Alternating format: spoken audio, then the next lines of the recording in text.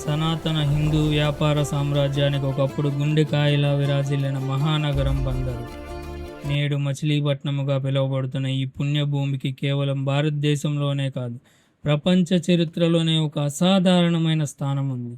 క్రీస్తు పూర్వం 3వ శతాబ్దంలో శాతవాహనుల రాజుల కాలంలో అంతర్జాతీయ వర్తకానికి ఇది పెద్ద కేంద్రంగా నిలిచింది. ఆ రోజుల్లో ఇక్కడి సముద్ర తీరం నుండి బయలుదేరిన మన నౌకలు రోమ్, గ్రీస్, ఈజిప్ట్ వంటి సుదూర దేశాలకు చేరుకునేవి. మన నేత కార్మికులు నైపుణ్యంతో నేసిన అద్భుతమైన ముస్లిం వస్త్రాలను కొనేందుకు రోమన్ వ్యాపారులు క్యూ కట్టేవారట. ఎంతలా అంటే మన దేశపు వస్త్రాన్ని కేవలం 1 గజం కొనడానికి వారు తులం బంగారాన్ని వెచ్చించేవారట. వినడానికి ఆశ్చర్యంగా ఉన్న ఇది అక్షరాల నిజం. రోమన్ సామ్రాజ్యం నుండి తరలి వచ్చిన ఆ అపారమైన బంగారాన్ని, సంపదను మన పూర్వీకులు అమరావతి మహాస్తూపం మరియు ఉండవల్లి గుహాలయాలు వంటి మహోన్నత శాశ్వత కట్టడాలు నిర్మించడానికి ఉపయోగించారు. కానీ కాలం ఎప్పుడూ ఒకేలా ఉండదు. ఐశ్వర్యంతో తొలతూగుతున్న ఆ సనాతన వర్తక నగరానికి కాలం ఒక భయంకరమైన పరీక్షను ఎదురు చూసేలా చేసింది. అది 1864 నవంబర్ 1వ తేదీ రాత్రి. బందరు నగరమంతా దీపావళి పండగ వెలుగుల్లో, పవిత్రమైన ప్రమిదల కాంతులలో జగజ్జేగయానంగా వెలిగిపోతుంది. ఇళ్ల ముందు ముగ్గులు, నోములు, పూజలు, పిల్లల టపాసుల చప్పులతో ఎంతో ఆనందంగా గడుపుతున్నారు.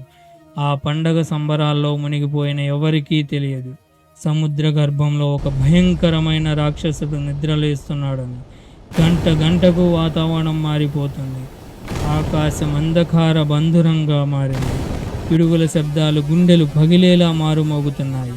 సముద్రపు అలల ఘోష మైళ్ళ దూరం వరకు వినబడుతుంది. ప్రకృతి ఒక మహా వినాశనానికి వేదిక సిద్ధం చేస్తుంది. సరిగ్గా అర్ధరాత్రి దాటాక ఇళ్లలో దీపాలు ఆరిపోయే సమయంలో బందరుపై ఆ ప్రకృతి మాత మహాప్రళయాన్ని కురిపించింది. ఆ రాత్రి సంభవించిన ఆ తుఫాను సామాన్యమైనది కాదు. అది మానవ ఊహకు అందని ఒక భీకర ఉపద్రవం. సముద్రంలో ఉవ్వెత్తున లేచిన ఏకంగా 13 అడుగుల ఎత్తున నల్లటి సముద్రపు ఉప్పెన ఒక్కసారిగా భూభాగం మీదకు దూసుకువచ్చింది. కేవలం తీర ప్రాంతమే కాకుండా ఏకంగా 17 మైళ్ళ మేర భూభాగంలోకి ఆ రాక్షస తరంగాలు చొచ్చుకెళ్ళాయి. నిద్రిస్తున్న చిన్నపిల్లలు, వృద్ధులు, మహిళలు ఇటు నుంచి ఎటు వెళ్తున్నారో తెలియని ఘోరకలి. రాత్రికి రాత్రే దాదాపు 30,000 మంది జీవకోటిని ఆ సముద్ర గర్భం నిర్దాక్షిణ్యంగా కబళించేసింది. ఉదయం లేచి చూసేసరికి నగరమంతా శవాల దిబ్బగా మారిపోయింది. తాగే బావులన్నీ ఉప్పు నీటితో, బురదతో నిండిపోయి రోగాలు వ్యాపించాయి. ఒక అద్భుతమైన వ్యాపార సామ్రాజ్యం కొన్ని గంటల వ్యవధిలోనే సర్వస్వం కోల్పోయి శిథిలాల కుప్పగా మిగిలిపోయింది.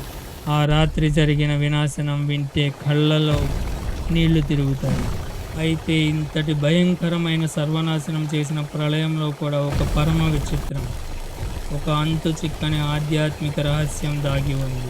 ఆ రాత్రి 17 మైళ్ళ మేర సర్వస్వాన్ని తుడిచిపెట్టిన ఆ నల్లటి సముద్రపు నీరు నగరంలోని ప్రాచీన హిందూ ఆలయాల వద్దకు రాగానే ఏం జరిగిందో తెలుసా?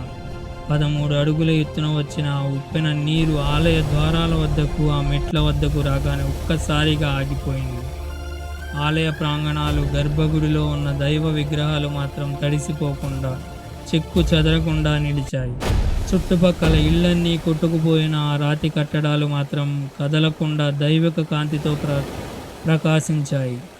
ప్రాణాల కోసం పరుగెత్తిన వేలాది మంది భక్తులు ఆలయ గోపురాల మీదకి ఎక్కి ప్రాణాలు దక్కించుకున్నారు. సముద్రపు నీరు అంతటి వేగంతో వచ్చి కూడా ఆలయాల సరిహద్దు దాటలేకపోవటం వెనుక ఉన్న ఆ దైవశక్తి ఏమిటి? మన పూర్వీకులు ఆగమ శాస్త్రాల ప్రకారం నిర్మించిన ఈ ఆలయాల ఎనర్జీ గ్రిడ్ వెనుక ఉన్న రహస్యం ఏమిటి? అది కేవలం కాకతాళీయం కాదు, అది సనాతన ధర్మ రక్షణ కవచం. బందరు చరిత్ర కేవలం వ్యాపారంతోనో లేదా తుఫానుల వినాశనంతోనో ముగిసిపోలేదు.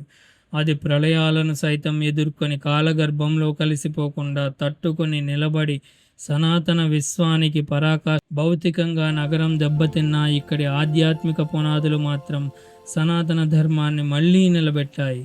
అందుకే ఈ నేల ఇప్పటికీ ఎంతో పవిత్రమైనది. మరి 1864 నాటి ఈ భయంకరమైన ప్రళయగాథపై ఆలయాల రక్షణ వెనుక ఉన్న దైవశక్తిపై మీ అభిప్రాయాన్ని కింద కామెంట్స్లో తప్పకుండా తెలియచేయండి. మీ బంధువులకు, మిత్రులకు మన సనాతన వైభవాన్ని చూపించడానికి ఈ వీడియోని షేర్ చేయండి. ఇటువంటి మరిన్ని అద్భుతమైన చారిత్రక ఆధ్యాత్మిక రహస్యాల కోసం మన ధర్మగర్జన ఛానల్ని ఇప్పుడే సబ్స్క్రైబ్ చేసుకోండి. సనాతన ధర్మం వర్ధిల్లాలి. జై హింద్.